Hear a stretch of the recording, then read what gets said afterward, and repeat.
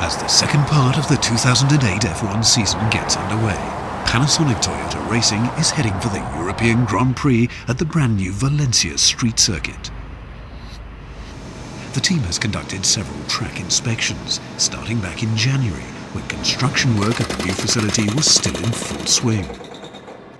The best way to prepare to those circuits is just to get there as soon as possible in order to visit the circuit layout and spot out eventually details on the circuit.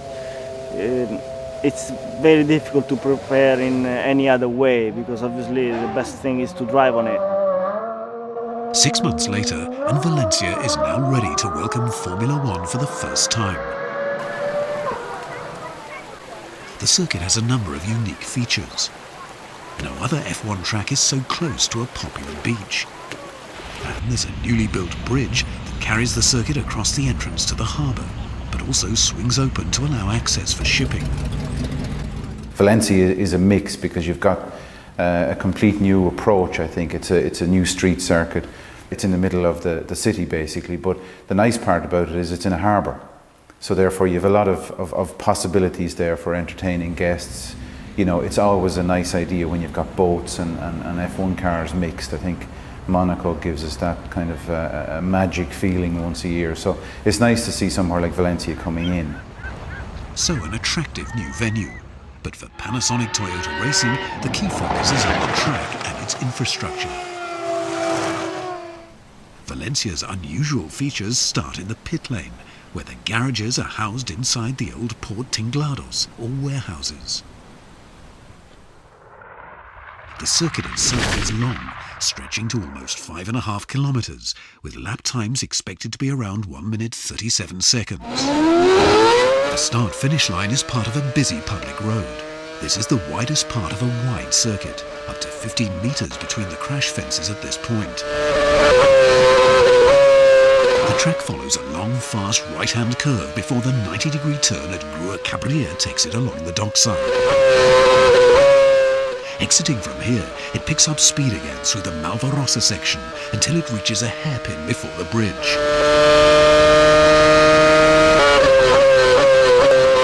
Crossing the bridge, the track then meets another sharp corner before its longest and fastest section through South Marina, with possible speeds of more than 320 kilometers per hour.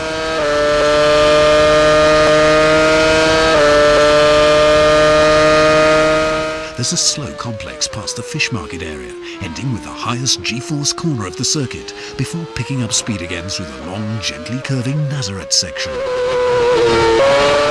With a distance of just over 310 kilometers, the European Grand Prix is the second longest race in the F1 calendar after Malaysia. This long Nazareth run ends with a hairpin as it passes into the new urban area of Grau.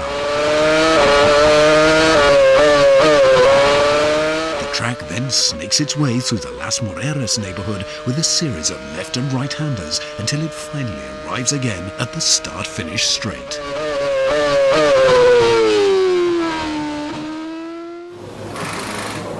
In their preparations for the race, Panasonic Toyota Racing team members have examined the track profile in detail. We will have to see how the surface is.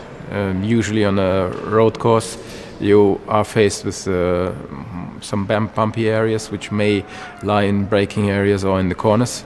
So that's something we'll have to face. And it turns out that we can expect Valencia to be a race which is going to be very hard on the brakes. A little bit similar to Montreal and Bahrain. So for sure this is going to be one of the major focus for Valencia. Apart from a focus on braking, the Panasonic Toyota Racing team has also been working hard on race setups for the TF108 on the unfamiliar new circuit. It's very difficult to anticipate what will be really the driving line, but still we try to be our best, and based on this data we are able to generate a speed profile which helps us in fact to define the first basic parameter of the car configuration, like a downforce window, gear ratios as well, braking energy and so on. Tire severity, we can have a pretty good idea about where we are going to operate the car and the tires. our target this season is to fight for the podium. So that will be obviously our target in Valencia. And the fact that it's a new track will not change our target at all. So, one key expectation is that this will be a hard-braking circuit. But with any new track, there are other uncertainties. One thing is for sure, Panasonic Toyota Racing relishes the challenges of the European Grand Prix. It looks pretty interesting, and for a street circuit, I think with over 5 kilometers, quite long, and I think it will be a good show when we race in Valencia. A new circuit means that there is a new challenge, something new to discover, new corners, a new setup, a new way of driving, because every race has got a different, let's say, behavior and a different story. So it's always nice to discover something new. Panasonic Toyota Racing thrives on new challenges, and the new circuit will be another opportunity for the team to show its passion and determination to win.